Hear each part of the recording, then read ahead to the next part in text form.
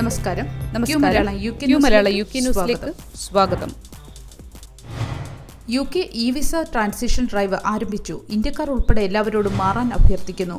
BRPകൾ പോലുള്ള രേഖകൾ ശേഖരിക്കുന്നതിനോ രേഖകൾ അയക്കുന്നതിനായോ കാത്തിരിക്കുന്നതിനായോ കുടിയേറ്റക്കാർ യാത്രകൾ നടത്തേണ്ടതില്ല.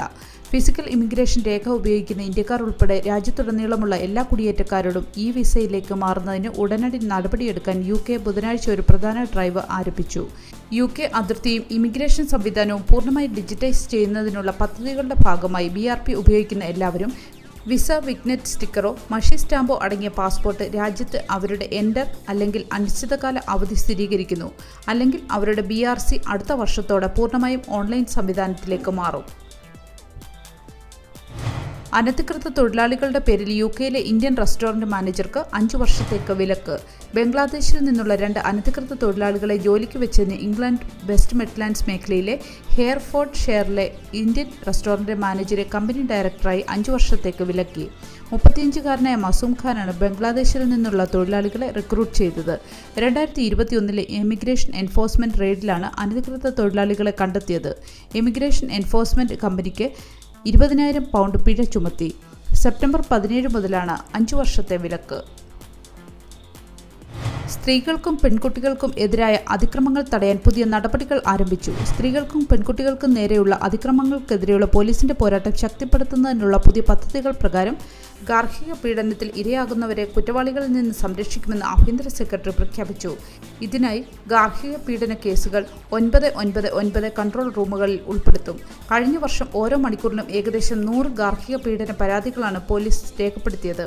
2018 മിസ് ഔദയുടെ വേർപിരിഞ്ഞ ഭർത്താവ് കൊലപ്പെടുത്തിയ റെനീം ഔദയുടെയും അമ്മ ഖോല സലീമിന്റെയും സ്മരണയ്ക്കായുള്ള റെനീംസ് ലോയുടെ ഭാഗമാണ് ഈ നടപടി. കൂടുതൽ ഡേറ്റാ സെന്ററുകൾ ഇല്ലാത്തതിനാൽ AI റേസിൽ UK പിന്നിലാക്കുമെന്ന് ഗൂഗിൾ. കൂടുതൽ ഡേറ്റാ സെന്ററുകൾ നിർമ്മിച്ചില്ലെങ്കിൽ ആഗോള AI റേസിൽ UK പിന്തള്ളപ്പെടാമെന്ന് റിപ്പോർട്ടുകൾ സൂചിപ്പിക്കുന്നു. ഡേറ്റയ്ക്കും ഇൻഫ്രാസ്ട്രക്ചറിനും വേണ്ടിയുള്ള ആഗോള AI റെഡിനെസ് ഇൻഡെക്സിൽ UK 7ാം സ്ഥാനത്താണെന്ന് കാണിക്കുന്ന ഗവേഷണത്തിലേക്ക് കമ്പനി വിരൽ ചൂണ്ടുകയും നിരവധി നയമാറ്റങ്ങൾ ആവശ്യപ്പെടുകയും ചെയ്തു. AI വികസനത്തിനും പരിശീലനത്തിനും ആവശ്യമായ സപ്പോർട്ടുകൾ നൽകുന്നതിനാൽ വലിയ അളവിലുള്ള ഡേറ്റ പ്രോസസ്സ് ചെയ്യുന്നതിന് ഈ കേന്ദ്രങ്ങൾ നിർണായകമാണ്. പലിശ നിരക്കുകൾ 5% നിലനിർത്തി ബാങ്ക് ഓഫ് ഇംഗ്ലണ്ട്. നിലവിലെ പലിശ നിരക്കായ 5% നിന്ന് കുറയ്ക്കുകയോ കൂട്ടുകയോ ചെയ്യേണ്ട എന്ന് ബാങ്ക് ഓഫ് ഇംഗ്ലണ്ടിന്റെ മോണിറ്ററി പോളിസി കമ്മിറ്റി തീരുമാനിച്ചു. കഴിഞ്ഞ പ്രാവശ്യത്തെ ബാങ്കിന്റെ മോണിറ്ററി പോളിസി കമ്മിറ്റി പലിശ നിരക്ക് 5.25% നിന്ന് 5% കുറച്ചിരുന്നു. അവലോകന യോഗത്തിൽ തീരുമാനത്തെ 8 പേർ അനുകൂലിച്ചപ്പോൾ ഒരാൾ എതിർത്തതായാണ് റിപ്പോർട്ടുകൾ. വാർഷിക പണപ്പെരുപ്പ നിരക്ക് മാറ്റമില്ലാതെ 2.2% തുടരുന്നതാണ് ഇതിന് കാരണമായി സാമ്പത്തിക വിദഗ്ധർ ചൂണ്ടിക്കാണിക്കുന്നത്.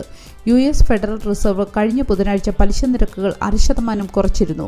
അടുത്ത നവംബറിൽ നടക്കുന്ന പോളിസി മീറ്റിംഗിൽ ബാങ്ക് ഓഫ് ഇംഗ്ലണ്ട് പലിശ നിരക്ക് 0.5% കുറയ്ക്കുമെന്നാണ് സാമ്പത്തിക വിദഗ്ധർ പ്രതീക്ഷിക്കുന്നത്. UKയിലെ തൊഴിലുടമകൾ 2025 ശമ്പള വർധനവ് നടത്തില്ലെന്ന് സർവേ. ഇൻകംസ് ഡേറ്റ റിസർച്ച് അടുത്തിടെ നടത്തിയ ഒരു സർവേയിലാണ് ഇത് സൂചിപ്പിക്കുന്നത്. സമ്പദ് വ്യവസ്ഥയിലെ പണപ്പെരുപ്പ സമ്മർദ്ദം ലഘൂകരിക്കുന്നതിന്റെ കൂടുതൽ സൂചനകൾ തേടുന്ന ബാങ്ക് ഓഫ് ഇംഗ്ലണ്ടിനെ പ്രോത്സാഹിപ്പിക്കാൻ സാധ്യതയുള്ള ഒരു സർവേ പ്രകാരമാണ് അടുത്ത വർഷം ശമ്പള വർധന വർദ്ധിപ്പിക്കാതിരിക്കാൻ ബ്രിട്ടീഷ് തൊഴിലുടമകൾ പദ്ധതിയിടുന്നതായുള്ള റിപ്പോർട്ടുകൾ പുറത്തുവന്നത്. 100 തൊഴിലുടമകളിൽ നിന്നുള്ള പ്രതികരണങ്ങളെ അടിസ്ഥാനമാക്കിയാണ് സർവേ നടത്തിയത്. ഇവരിൽ 72% പേരും സ്വകാര്യ മേഖലയിലാണ്.